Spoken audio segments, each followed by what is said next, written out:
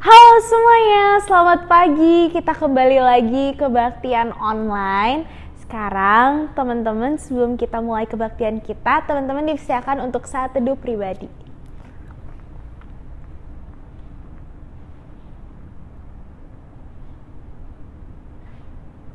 Selamat pagi Tuhan, terima kasih untuk hari ini kami masih bisa kebaktian online. Tuhan, sekarang kami mau mulai kebaktian kami. Tuhan, kiranya Kau berkati kebaktian ini agar kami dapat memuji dan mendengarkan firman-Mu ya Tuhan dengan lancar. Dalam Tuhan Yesus kami berdoa, amin. Nah teman-teman, untuk lagu pertama kita, teman-teman diundang untuk bangkit berdiri dan menyanyikan lagu Bersuka dalam Tuhan.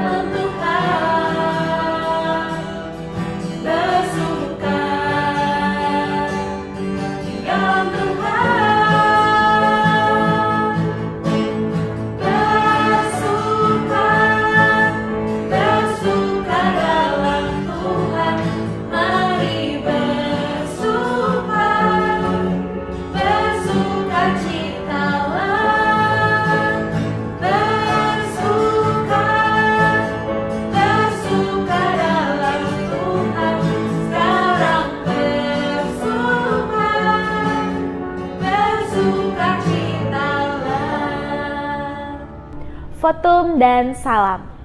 Mari kita mengamini ibadah minggu ini berlangsung di dalam nama Allah Bapa, Anak dan Roh Kudus yang menyertai kita umatnya senantiasa.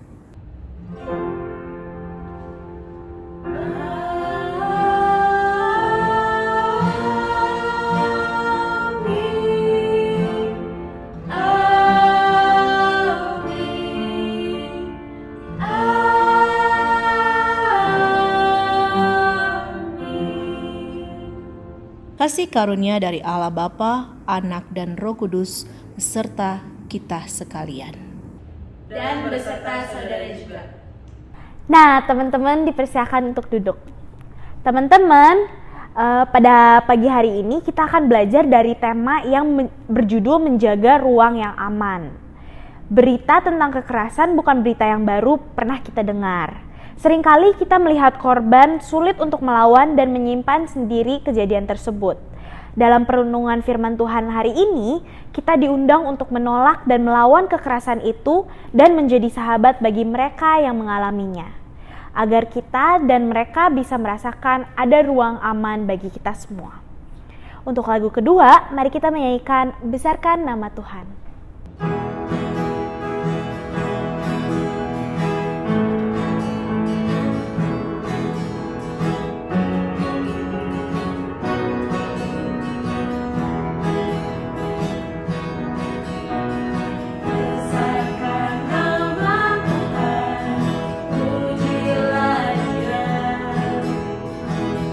Kemurahannya besar, tiada terbilang.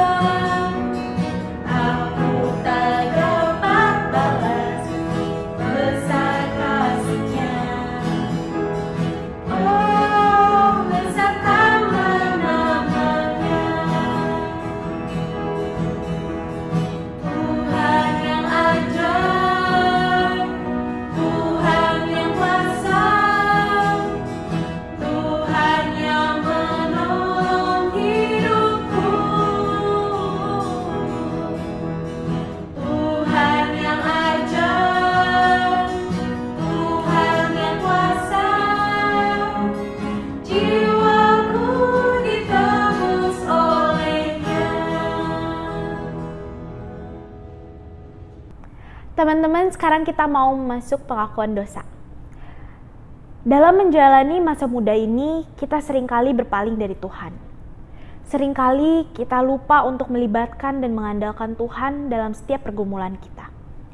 Saat ini, Tuhan mengundang kita semua, saudara dan saya, untuk mengakui dosa kita di hadapannya. Teman-teman diberi kesempatan untuk menaikkan dosa pengakuan dosa secara pribadi.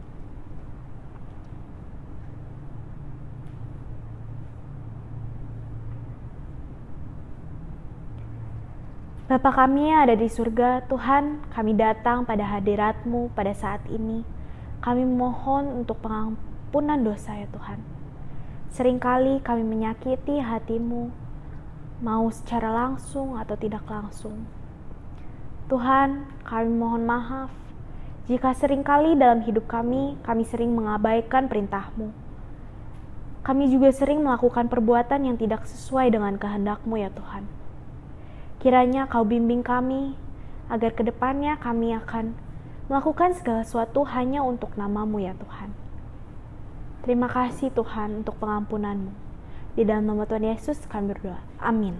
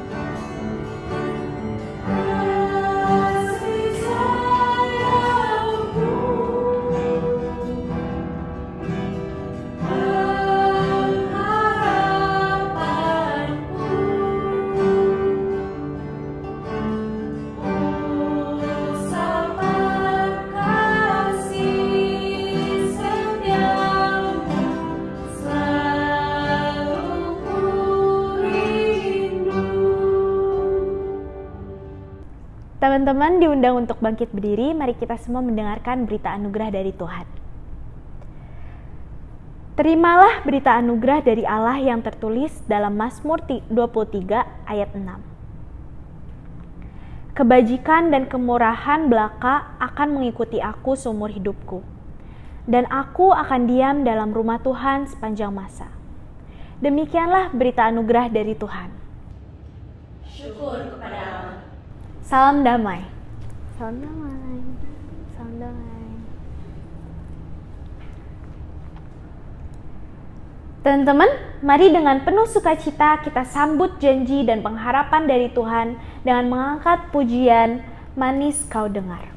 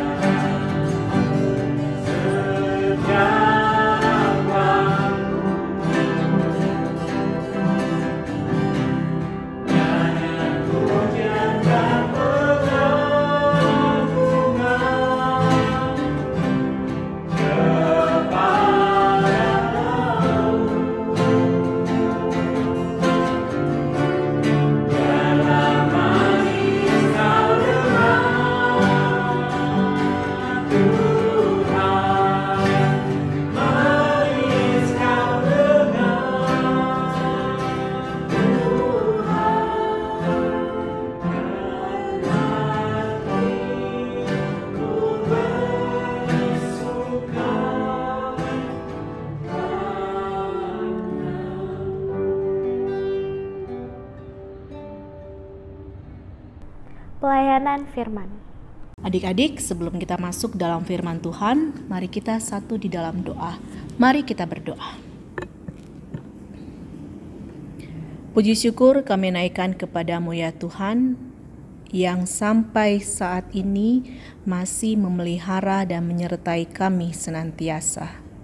Kami ingin semakin dekat denganmu, oleh karena itu kami ingin mendengarkan firman-Mu agar kami dimampukan untuk melakukan kehendak-Mu di tengah kehidupan kami sebagai anak muda. Berfirmanlah Tuhan Yesus, karena kami sudah siap untuk mendengarkan. Amin. Firman Tuhan bagi kita semua pada pagi hari ini terambil dari Efesus pasal 6, ayatnya yang pertama sampai ayatnya yang keempat. Mari kita membacanya bersama-sama.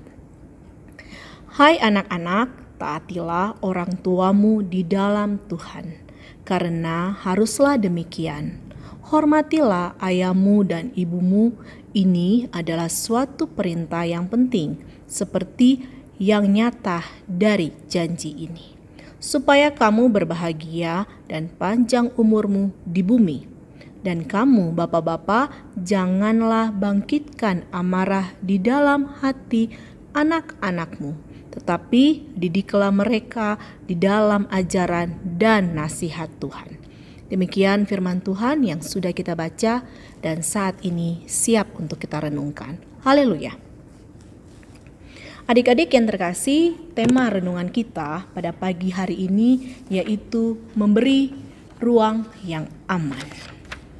Ruang aman apakah yang dimaksudkan? Ruang aman yang dimaksudkan di sini bukan sesuatu yang berbentuk fisik atau yang bisa kita lihat dengan mata kita. Tetapi ruang aman yang dimaksudkan di sini adalah di mana kita bisa merasakan keamanan dan ketenangan tanpa dikuasai rasa cemas, rasa panik, dan rasa takut. Betul memang, rasa aman dan tentram sangat kita harapkan. Tetapi rasa tidak aman dan tidak nyaman itu mau tidak mau bisa kita dapatkan di mana saja. Dan seringkali untuk anak muda, rasa tersebut bisa kita alami saat kita berada dalam lingkup pergaulan, saat kita berada di tempat pendidikan, di sekolah, tempat kuliah, atau mungkin di public area. Misalnya di mall atau di tempat yang banyak dihadiri atau banyak orang yang berada di sana.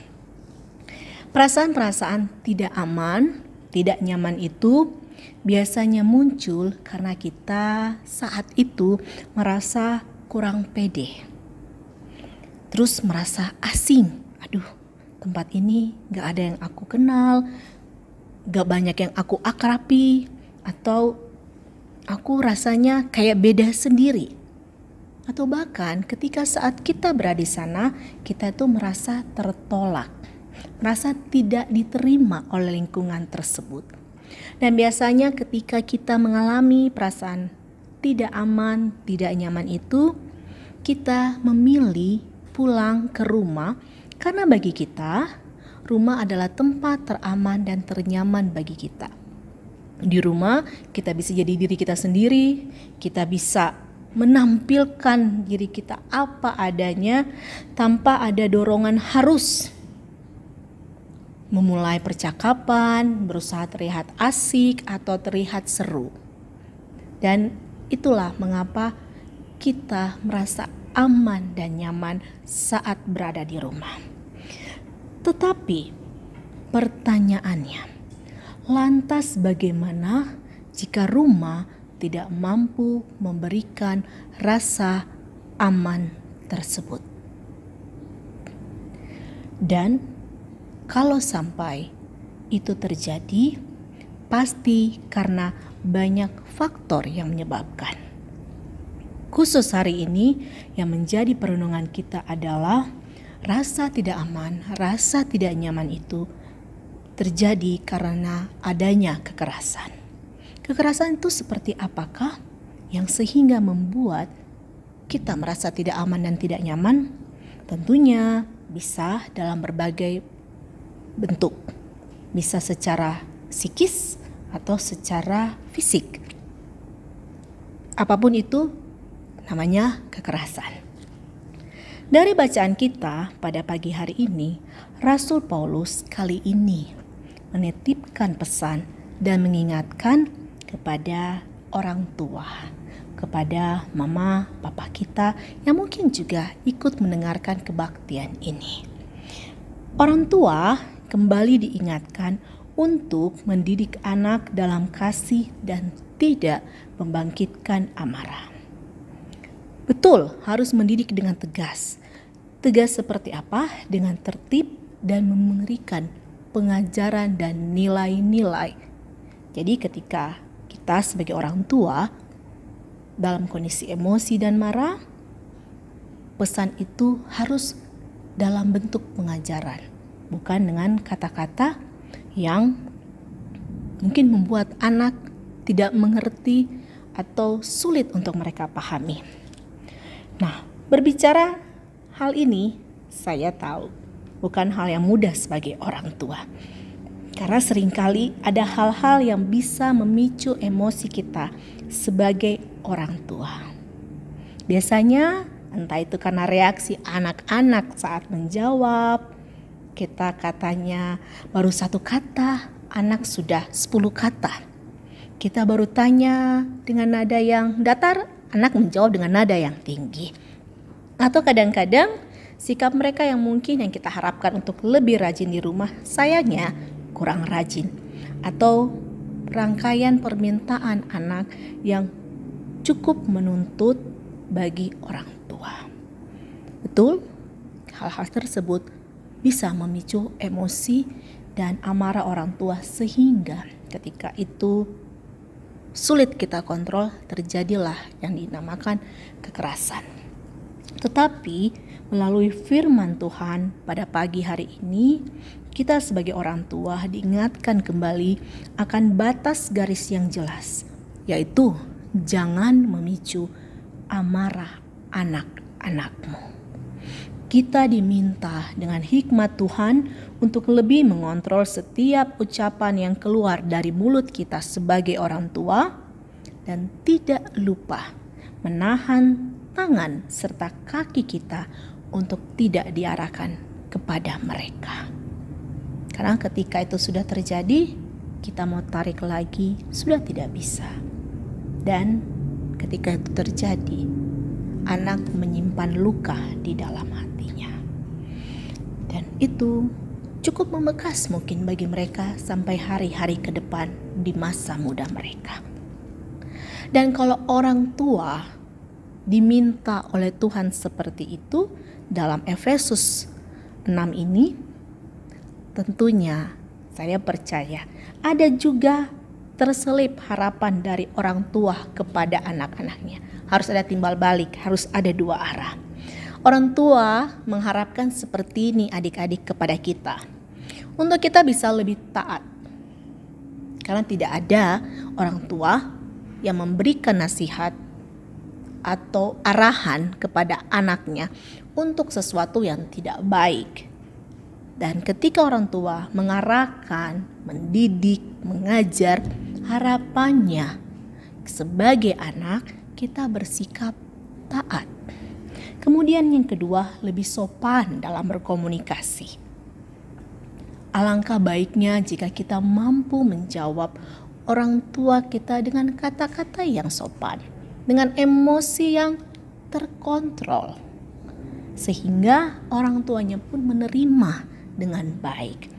Kemudian orang tua juga berharap kita, boleh kamu jadi anak gaul, tapi tolong jaga diri. Dan juga orang tua sudah berjerih lelah saat bekerja, yang mungkin pergi pagi, pulang sore, bahkan malam, ada harapan kita membantu mereka. Jadi ketika mereka kembali dari tempat kerja, sampai ke rumah yang mereka rasakan suasana nyaman dan aman juga. Jangan sampai ketika mereka pulang, kondisi rumah kurang kondusif. Jadi wajar ketika orang tua sudah sangat lelah dan melihat itu semua rumah tidak kondusif, bisa marah. Kemudian ketika marah, terjadilah hal-hal yang tidak kita inginkan sebagai anak. Maka kamu bertanya buat kita semua, sudahkah kita sebagai anak juga melakukannya? Sehingga ruang aman akan tercipta jika kita mampu menciptakannya bersama-sama. Orang tua dan anak bekerja sama. Satu tim kompak menciptakan ruang aman tersebut, di mana ruang itu aman dan damai, dan kita bisa merasakan sukacita di dalam Tuhan Yesus. Pertanyaannya, sudahkah kita memberi ruang aman kepada satu dengan yang lain? Orang tua memberi kepada anak dan anak memberi kepada orang tua. Itu hanya kita yang bisa jawab. Atau mungkin ada hal-hal kekerasan yang memang sudah sangat melukai anak. Seringkali anak muda merasa kurang nyaman untuk membagikannya. Mungkin karena malu, takut, dan atau perasaan-perasaan lainnya. Ketika kita melihat teman kita mengalami hal seperti itu, sudahkah kita menjadi ruang yang aman buat dia, untuk dia berbagi, untuk dia sharing? Jangan sampai teman-teman kita itu menyimpannya sendiri dan tidak bisa membagikan atau merasakan kehadiran sesama, merasakan perlindungan Tuhan melalui kita, karena mungkin kita juga tidak merangkul teman-teman yang tidak bisa merasakan rasa tidak aman dan nyaman di rumah. Kita terpanggil juga adik-adik untuk bisa menjadi sahabat saudara yang memberi ruang aman bagi teman-teman kita, baik di lingkungan gereja, di lingkungan sekolah, atau teman-teman yang kita jumpai di sekitar rumah kita yang kita kenal dari kecil. Kita terpanggil untuk memberikan ruang aman itu, sehingga semua orang pada akhirnya mempunyai sebuah tempat di mana dia merasa aman dan diterima, dan dia bisa merasakan sukacita di dalam Kristus saat itu. Mari kita ciptakan ruang yang aman bagi sesama kita, keluarga kita. Tuhan Yesus memberkati. Teman-teman diundang untuk bangkit berdiri. Kita mau memasuki pengakuan iman. Marilah kita bersama mengakui iman percaya kita dengan mengucapkan pengakuan iman rasuli yang berbunyi, Aku percaya kepada Allah, Bapa yang Maha Kuasa, Khalik langit dan bumi, dan kepada Yesus Kristus, anaknya yang tunggal Tuhan kita, yang dikandung daripada Roh Kudus, lahir dari anak Maria, yang menderita sengsara di bawah pemerintahan Pontius Pilatus, disalibkan, mati dan dikuburkan, turun ke dalam kerajaan maut, pada hari yang ketiga bangkit pula dari antara mati, naik ke surga, duduk di sebelah kanan Allah, Bapa yang Maha Kuasa, dan dari sana ia akan datang untuk menghakimi orang yang hidup dan mati. Aku percaya pada Roh Kudus, gereja yang kudus dan ham, persekutuan orang kudus, pengampunan dosa, kebangkitan orang mati, dan hidup yang kekal. Amin. Teman-teman dipersilakan untuk duduk. Doa syafaat. Mari kita satu di dalam doa. Kita berdoa. Bapa yang di surga, seringkali kami melihat kebutuhan manusia hanya sekedar sesuatu yang berbentuk fisik. Kami lupa manusia itu juga Tuhan ciptakan dengan hati dan juga dengan perasaan. Ada hal-hal yang tidak bisa dipenuhi hanya secara materi ataupun sesuatu yang berbentuk finansial. Ada hal-hal yang dimana manusia itu butuh diterima, dikasihi, dan dimana dia merasakan aman dan nyaman. Ajar kami untuk mampu melakukannya, mampu menciptakannya, agar sesama kami, keluarga kami, teman kami boleh merasakan damai sejahtera karena mereka merasa aman dan diterima. Maafkan kami Tuhan, ketika sebagai anak muda, kadang-kadang kami hanya bisa melihat sisi benar dari sisi kami saja. Kami lupa, kami juga punya tanggung jawab untuk melihat sisi dan cara pandang orang lain, baik teman, keluarga, dan juga orang tua kami yang butuh dimengerti oleh kami. Terima kasih Tuhan ketika Tuhan sudah mengingatkan kami pada hari ini. Dan sebagai orang tua, kami diajarkan ada anak yang harus kami pelihara, tidak sekedar kami cukupkan kebutuhan materi ataupun mungkin pendidikannya, tapi juga butuh untuk dikasihi dan diberikan rasa aman. Dan saat ini Tuhan, kami berdoa untuk masa-masa kami menjalani pendidikan online. Tanpa terasa kami memasuki bulan ke-8. Mungkin secara manusia, jika kami mengukurnya, mungkin kami sudah banyak yang menyerah. Tapi puji Tuhan, dengan sungguh ajaib, Tuhan masih mampu memelihara kami. Kami masih bisa mengumpulkan, mengerjakan tugas-tugas yang diberikan oleh sekolah dan kampus kami. Kami percaya itu bukan karena kekuatan kami manusia, tetapi semua bersumber dari Tuhan Yesus yang sudah tidak henti-hentinya memelihara kami.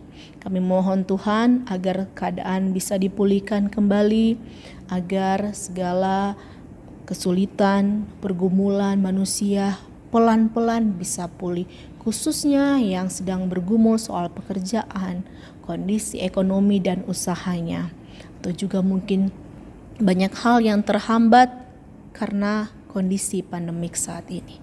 Tapi kami percaya Tuhan sudah melihat, Tuhan sudah memelihara, dan Tuhan sedang berproses untuk kembali memulihkan keadaan kami manusia pada saat ini. Kami berdoa untuk pemerintah kami. Tuhan berikan mereka hikmat, kebijaksanaan, sehingga dimampukan mengelola bangsa dan negara ini tidak berdasarkan ego, pemikiran manusia saja, tapi semua bersumber dari hikmat Tuhan saja. Begitu banyak yang ingin kami ucapkan, begitu banyak yang ingin kami curhatkan kepadamu Tuhan. Begitu banyak hal yang membuat mungkin kami gelisah dan tidak damai sejahtera. Tapi kami belajar untuk terus beriman. Tuhan lebih tahu apa yang terbaik bagi kami, apa yang kami butuhkan. Dan Tuhan selalu akan mencukupkan bagi kami semua. Ini doa syafaat kami Tuhan Yesus, hanya kepadamu kami selalu berdoa. Amin. Teman-teman, sekarang kita mau masuk persembahan.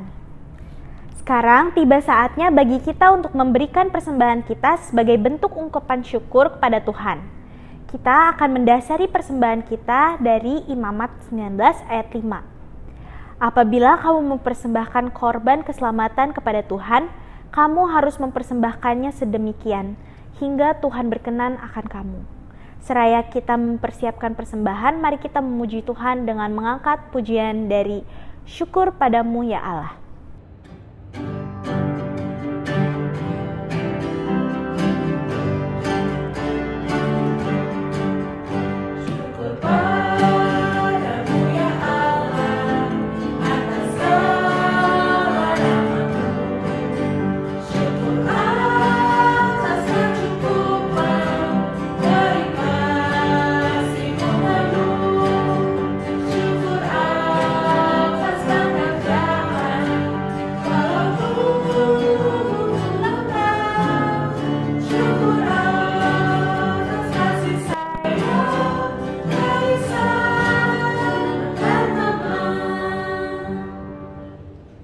Mari kita satu dalam doa. Bapa kami yang ada di surga, Tuhan, terima kasih untuk segala berkat yang telah Kau limpahkan pada kami. Pada saat ini kami mempersembahkan sedikit dari berkat yang telah Kau berikan pada kami ya Tuhan. Kiranya Kau terima dan Kau berkati majelis-majelis yang akan mengelola persembahan ini sehingga dapat memperluas kerajaan-Mu ya Tuhan. Di dalam Tuhan Yesus kami berdoa. Amin. Hari ini kita telah belajar bersama bagaimana kita dapat mengatasi rasa kesepian yang seringkali melanda kita dan membuat kita terlarut dalam rasa tersebut. Dan kita harus yakini bahwa kita memiliki sahabat yang tidak akan pernah meninggalkan kita. Mari kita angkat pujian dari lagu Sungguh Inginkah Engkau Lakukan.